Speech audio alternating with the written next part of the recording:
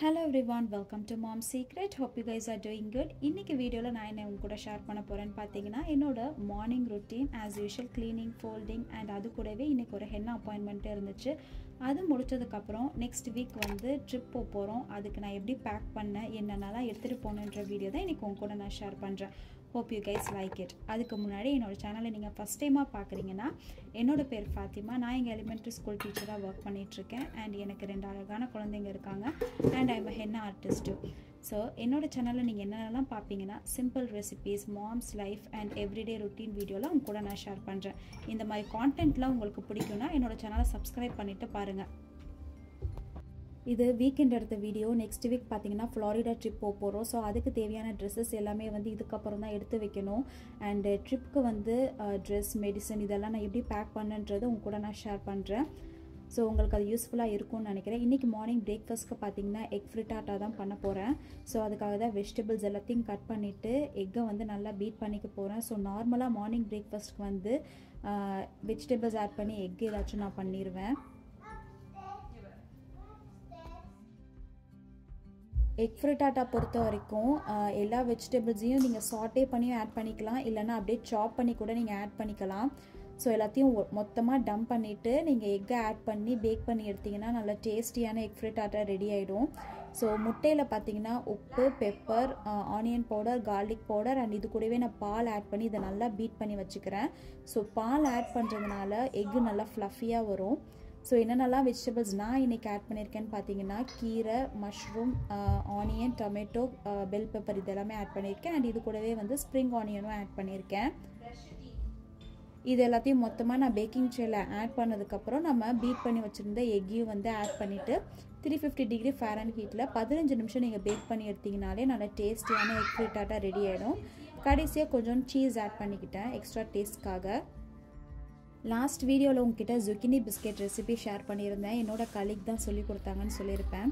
So அது நான் பண்ணப்போ எனக்கு எக் ஸ்மெல் வந்திருந்தனால எனக்கு பிடிக்கல. பட் ஆனால் என்னோடய ஹஸ்பண்ட் அண்ட் பசங்களுக்கு ரொம்பவே பிடிச்சிருந்துச்சு. ஸோ என்னோடய ஃப்ரெண்ட்கிட்டே போய் கேட்டேன், நீங்கள் பண்ணி கொடுத்ததுல வந்து பயங்கர டேஸ்ட்டாக இருந்துச்சு, ஆனால் எக் ஸ்மெல்லும் வரலையேன்னு சொல்லும் போது அவங்க சொன்னாங்க இது வந்து பல்க் குவான்டிட்டியில் நான் பண்ணுவேன், பண்ணி இதை நான் வந்து ஃப்ரீசரில் ஸ்டோர் பண்ணிடுவேன். ஸோ நெக்ஸ்ட் டே ரீஹீட் பண்ணும்போது உங்களுக்கு அந்த எக் ஸ்மெல் வராதுன்னு சொன்னாங்க. ஸோ மேபி ஃப்ரெஷ்ஷாக சாப்பிடும் போது நம்மளுக்கு வந்து அந்த எக் ஸ்மெல் வரும் போல இருக்குது. அதை நீங்கள் ஸ்டோர் பண்ணிவிட்டு நெக்ஸ்ட் டே நீங்கள் ரீஹீட் பண்ணும்போது உங்களுக்கு அந்த எக் ஸ்மெல் வராதுன்றது அவங்க சொல்லி தான் எனக்கே தெரிஞ்சுது. ஸோ அவங்களுக்கு என்ன டிஷ்லாம் நான் பண்ணுறது பிடிக்கும்னு பார்த்தீங்கன்னா சமோசா அண்ட் சிக்கன் பிரியாணி வந்து ரொம்ப பிடிக்கும். அண்ட் அதே மாதிரி பட்டர் சிக்கனும் வந்து அவங்களோட ரொம்ப ஃபேவரட்டான ரெசிபி. ஸோ எப்போல்லாம் நான் வீட்டில் பண்ணுறேனோ எக்ஸ்ட்ரா பாக்ஸ் பண்ணி எடுத்துகிட்டு போய் நான் வந்து ஷேர் பண்ணுவேன். ஸோ அதே மாதிரி அவங்க எதாவது டிஃப்ரெண்ட்டாக பண்ணாங்கன்னா எனக்கு வந்து கொடுப்பாங்க. ஸோ லாஸ்ட் டைம் வந்து எனக்கு பீச் ஜாம் பண்ணி எனக்கு வந்து கொடுத்துருந்தாங்க. ஸோ ரொம்பவே சூப்பராக இருந்துச்சு அது. ஸோ எவ்ரி லன்ச் டைம் வந்து பார்த்திங்கன்னா ஏதாச்சும் ஷேர் பண்ணுவாங்க. அந்த மாதிரி அவங்க சொன்ன ஒரு விஷயம் வந்து அவங்க வீட்டில் வந்து 5 பசங்க அண்ட் இவங்க ஹஸ்பண்ட் அண்ட் ஒய்ஃப் சேர்த்து 7 பேர் இருக்காங்க. வீக்கெண்ட்ஸ்னாலே எப்படி இருக்குன்னா சாட்டர்டே ஃபுல்லாகவே வந்து ஷாப்பிங்கில் போயிடுமா அண்ட் வீட்டுக்கு வந்து அதெல்லாமே க்ளீன் பண்ணி சாப் பண்ணி ரெடி பண்ணி வச்சுருவாங்களாம். சண்டே ஃபுல்லாகவே பார்த்திங்கன்னா மார்னிங் பிரேக்ஃபாஸ்ட், ஆஃப்டர்நூன் லன்ச்சாக இருக்கட்டும், நைட்டு டின்னருக்கு தேவையான எல்லா ரெசிபீஸுமே வந்து மொத்தமாக செஞ்சு ரெஃப்ரிஜரேட் பண்ணிடுவாங்களாம்.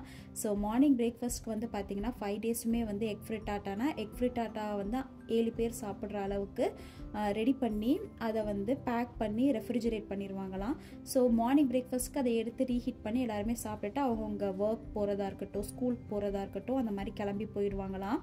அண்ட் மத்தியானம் லன்ச் வந்து சிக்கன் எடுக்கிறாங்கன்னா அது என்ன கார்லிக் சிக்கன் ஒரு சம்திங் அந்த மாதிரி பண்ணிவிட்டு நடுவில் வந்து ரைஸ், ப்ரௌன் ரைஸ், கெனோவா அந்த மாதிரி பண்ணி அண்ட் சாலட் எல்லாமே வச்சு அந்த பாக்ஸஸ் 7 பாக்ஸஸுமே ரெடி பண்ணி ரெஃப்ரிஜரேட் பண்ணிடுவாங்க. ஸோ அதே மாதிரி மார்னிங் எல்லாருமே அதை கிராப் பண்ணிவிட்டு ஆஃப்டர்நூன் சாப்பிட்றதுக்கு முன்னாடி ஹீட் பண்ணி சாப்பிடுவாங்களாம். ஸோ இந்த மாதிரி தான் வந்து அவங்களோட வீக் டேஸ்லாம் போகும் அப்படின்ட்டு அவங்க ஷேர் பண்ணியிருந்தாங்க.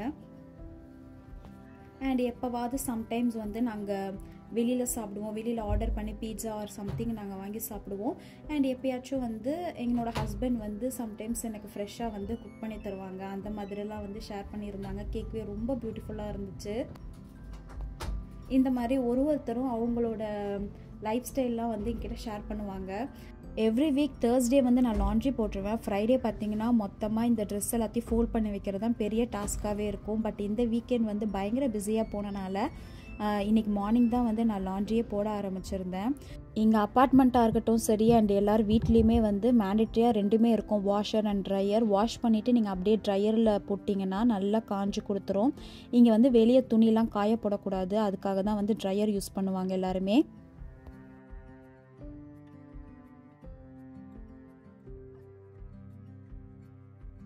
ஸோ இதெல்லாம் பண்ணிகிட்டே இருக்கும்போது தான் டைம் பார்க்குறேன், 12 o'clock ஆகிடுச்சு. ஆக்சுவலாக இன்றைக்கி 1 o'clock வந்து ஹென்னா அப்பாயின்மெண்ட் கொடுத்துருக்கேன், வந்துடுவாங்க கரெக்டான டைமுக்கு. ஸோ அதனால் நான் போய் ரெடி ஆகிட்டு, ஹென்னா வந்து எப்போவுமே ஃப்ரீசரில் தான் ஸ்டோர் பண்ணுவேன். ஸோ அது நல்லா கட்டியாக இருக்குது, அது லைட்டாக நீங்கள் பாம்பில் வச்சு ஸ்க்வீஸ் பண்ணாலே வந்து ரூம் டெம்பரேச்சருக்கு வந்துடும். அண்ட் நெக்ஸ்ட்டு பார்த்திங்கன்னா இந்த மாதிரி கட் பண்ணி எல்லாமே ரெடி பண்ணி வச்சுக்குவேன். ஸோ தட் அவங்க வரும்போது டக்கு நம்ம ஹென்னா போட்டு விட்டுறலாம் அப்படின்ற மாதிரி. நான் பார்த்த வரைக்குமே நம்ம 1 o'clock அப்பாயின்மெண்ட் கொடுத்தோன்னா கரெக்டாக பார்த்திங்கன்னா 12:55 வந்து கரெக்டாக காரை பார்க் பண்ணிடுவாங்க. 1 o'clock நம்ம வீட்டு முன்னாடி வந்து நின்றுவாங்க. ஸோ அந்த மாதிரி தான் இந்த கிளைண்ட்டும் வந்து கரெக்டாக 1 o'clock வந்து வீட்டுக்கு வந்துட்டாங்க. அண்ட் அதே மாதிரி நான் வந்து 1 hourலேயே அவங்க கேட்ட டிசைன்ஸ் நான் போட்டு கொடுத்துட்டேன். அவங்க ரொம்ப சாட்டிஸ்ஃபை ஆகிட்டு அவங்க நவம்பர் மந்த் வந்து ஒரு பர்த்டே செலிப்ரேஷன் இருக்குது, அதுக்காக வந்து புக் பண்ணிட்டும் போயிட்டாங்க. ஸோ மதியானம் லன்ச் முடித்ததுக்கப்புறம் கொஞ்சம் நேரம் ரெஸ்ட் எடுத்துகிட்டு மேலே அப்படியே பாதி வேலையிலேயே விட்டுட்டு வந்தேன் பார்த்திங்களா. ஸோ அதை கம்ப்ளீட் பண்ணலான்னு வந்து ஸ்டார்ட் பண்ணிட்டேன். இப்போ டைம் பார்த்திங்கன்னா 7 o'clock ஆகிடுச்சு. பசங்களுக்கும் வந்து பசி வந்துடுச்சு, பீட்சா வேணும்னு கேட்டுட்டு இருந்தாங்க. ஸோ வெளியெல்லாம் ஆர்டர் பண்ணி சாப்பிட வேணான்றதுக்காக சப்பாத்தி என்கிட்ட இருந்துச்சு, டார்த்தியா வச்சுருந்தேன். ஸோ அதில் வந்து பீட்சா மாதிரி பண்ணி கொடுக்கலாம் அப்படின்றதுக்காக டார்த்தியாவை வந்து கீழே வச்சுட்டு இதுக்கு மேலே வந்து மேரினாரா சாஸ், அதுக்கப்புறம் ஆனியன், பிக்கிள்டு ஆனியன், ஆலப்பினோ எல்லாமே நான் பிக்கிள் பண்ணி வச்சுருக்கேன், அது எல்லாத்தையும் ஆட் பண்ணிவிட்டு கேப்சிகம், கார்ன் இது எல்லாத்தையும் ஆட் பண்ணி கொஞ்சமாக சீஸ் போட்டு பசங்களுக்கு வந்து பீட்சா மாதிரி பண்ணி கொடுத்தேன். ஸோ டோலாம் ரெடி பண்ணாமல் சிம்பிளாக பண்ணணுன்னா ஜஸ்ட் உங்ககிட்ட சப்பாத்தி இருந்தாலே நீங்கள் இதை பண்ணிடலாம். ஆர் ப்ரெட்டு வச்சு கூட நீங்கள் பீட்சா ரெடி பண்ணிடலாம். ஸோ ப்ரெட் பீட்சா ஆல்ரெடி நான் வந்து என்னோடய ஷார்ட்ஸில் ஆட் பண்ணியிருக்கேன், பார்க்கலன்னா லிங்க் நான் டிஸ்கிரிப்ஷனில் கொடுக்குறேன், அதையும் செக் பண்ணிக்கோங்க. மோஸ்ட்டாக பிஸியான டேஸ்லாம் பார்த்திங்கன்னா இந்த மாதிரி சிம்பிளான ரெசிபீஸ்லாம் பண்ணி கொடுத்தாலே பசங்களும் சாட்டிஸ்ஃபைட் ஆகிடுவாங்க, நம்மளுக்கும் வந்து டைம் கம்மியான டைமில் வந்து டின்னர் ரெடி பண்ண மாதிரியும் இருக்கும்.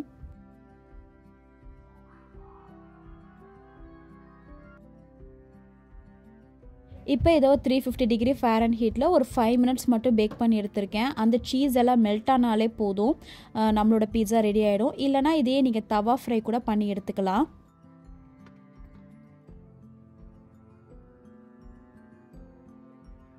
டின்னர்லாம் முடித்ததுக்கப்புறம் கிச்சன் எல்லாத்தையும் க்ளீன் பண்ணி க்ளோஸ் பண்ணியாச்சு. அதுக்கப்புறம் பசங்களெல்லாம் தூங்க வச்சதுக்கப்புறம் தான் வந்து ட்ரெஸ் எல்லாமே அரேஞ்ச் பண்ண ஆரம்பித்தேன். ஸோ நெக்ஸ்ட் வீக்கு ஃபுல்லாக தேவையான ட்ரெஸ் எல்லாத்தையுமே வந்து அயர்ன் பண்ணி ஒன்று ஒன்றா வந்து நான் பேக் பண்ணி வச்சுருக்கேன். ஸோ நார்மலாக நான் எப்படி பேக் பண்ணேன்னு பார்த்தீங்கன்னா, ஸோ மண்டே மார்னிங் என்ன ட்ரெஸ் போடுறதுன்றத ஒரு பேக்கில் வந்து மொத்தமாக அடுக்கி வச்சுடுவேன். ஸோ இன்னர்ஸ்லேருந்து எல்லாமே வந்து ஒரே பேக்கில் வந்து இருக்கும். ஸோ அந்த பேக்கை எடுத்திங்கன்னா மண்டே மார்னிங் போட்டுக்கலாம். அதே மாதிரி டியூஸ்டே மார்னிங் என்ன போடுறது, டியூஸ்டே நைட்டுக்கு என்ன போடுறதுன்ற மாதிரி பசங்களுக்கு ஒரு பேக்கில், என்னோடய ட்ரெஸ் வந்து ஒரு பேக்கில் இந்த மாதிரி அரேஞ்ச் பண்ணிவிடுவேன். ஸோ தட் எடுக்கிறதுக்கும் ஈஸியாக இருக்கும். அதே மாதிரி நீங்கள் ரிமூவ் பண்ண ட்ரெஸ்ஸை அதே பேக்கில் வந்து நீங்கள் ஃபோல்ட் பண்ணி வச்சுக்கலாம். ஸ்பேஸும் வந்து நிறையா உங்களுக்கு சேவ் ஆகும். ஸோ 1 வீக்கு தேவையான ட்ரெஸ் பேக் பண்ணுறதுன்றது இட்ஸ் நாட் ஈஸி. ஏன்னா 4 பேருக்குமே ட்ரெஸ்ஸு கரெக்டாக அரேஞ்ச் பண்ணி வைக்கணும். அது மட்டும் இல்லாமல் அங்கேயும் வந்து ட்ரெஸ் கோடெலாம் கொடுத்துருந்தாங்க. ஸோ அதுக்கேற்ற கலர்லேயும் வந்து ட்ரெஸ் எல்லாமே அரேஞ்ச் பண்ணி வச்சுருக்கேன்.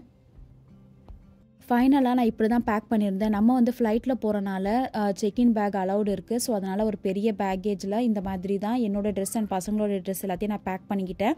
ஸோ இந்த மாதிரி ஜிப்லாகில் நீங்கள் போட்டு வச்சுக்கிறதுனால என்ன அட்வான்டேஜ் பார்த்தீங்கன்னா, ஸோ மண்டே நீங்கள் என்ன ட்ரெஸ் போட போகிறீங்கன்றது அந்த பேக்கை எடுத்து நீங்கள் டேரெக்டாக ட்ரெஸ் எடுத்து போட்டுக்கலாம். அண்ட் நீங்கள் ரிமூவ் பண்ண ட்ரெஸ் அப்படியே ஃபோல்ட் பண்ணி நீங்கள் இதில் வந்து வச்சுக்கலாம். ஸோ அந்த மாதிரியான ஐடியாவில் தான் நான் இந்த மாதிரி பேக் பண்ணியிருக்கேன். அண்ட் ரொம்பவே ஹெல்ப்ஃபுல்லாகவும் இருந்துச்சு அண்ட் ஈஸியாகவும் இருந்துச்சு.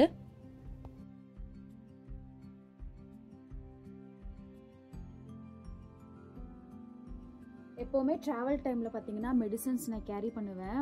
ஸோ மெயினாக வந்து பார்த்திங்கன்னா ஃபீவர் அதுன்றதை விட நான் மெடிசன்ஸ் கேரி பண்ணாத அன்றைக்கி தான் வந்து மோஸ்ட்டாக பசங்களுக்கு ஃபீவர் வரும். ஸோ அதனாலே எல்லாமே கேரி பண்ணிக்குவேன். அதில் எது மிஸ் ஆகிருக்கோ மெயினாக அது வேறு வரும்.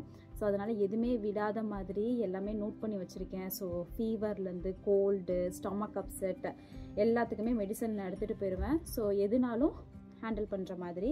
ஸோ மெயினாக பார்த்தீங்கன்னா டைலனால் எடுத்துக்குவேன் பசங்களுக்கு. டைலனால்,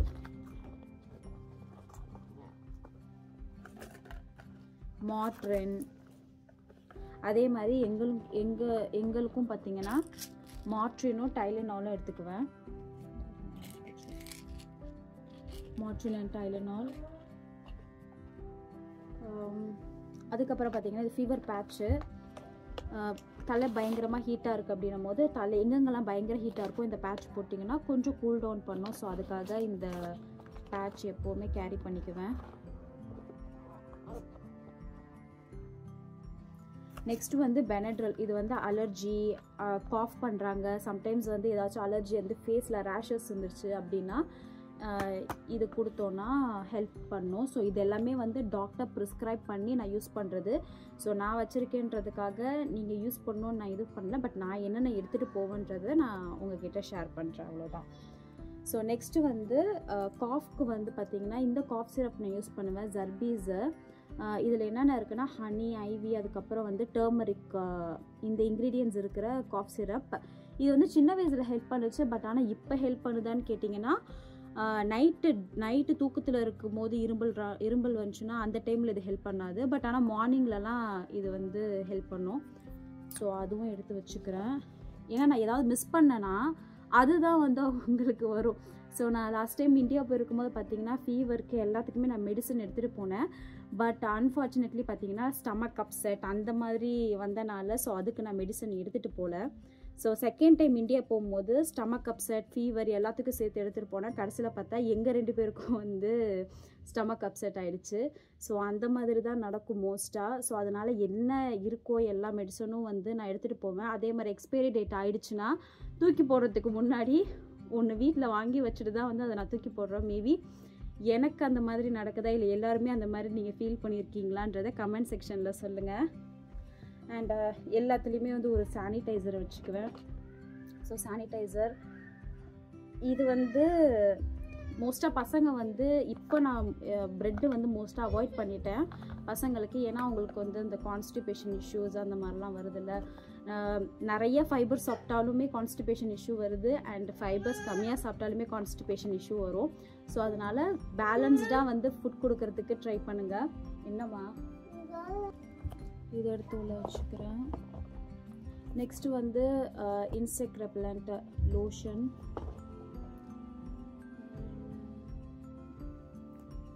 விக்ஸு பசங்களுக்கு, ஆக்சிமீட்டர் எப்போவுமே என்னோட பேக்கில் இருக்கும். So oximeter, பேண்டேட். ஸோ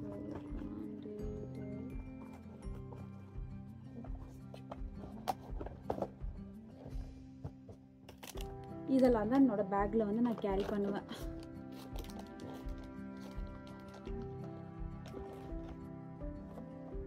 ஸோ லாஸ்ட்டாக வச்சது வந்து ஆல்பியூட்ரல். அது வந்து இன்கேஸ் வந்து காஃப் அதிகமாக இருக்கணும் போது பசங்களுக்கு யூஸ் பண்ண சொல்லுவாங்க. அது சும்மா ஜஸ்ட் எமர்ஜென்சிக்காக வச்சுருக்கேன்.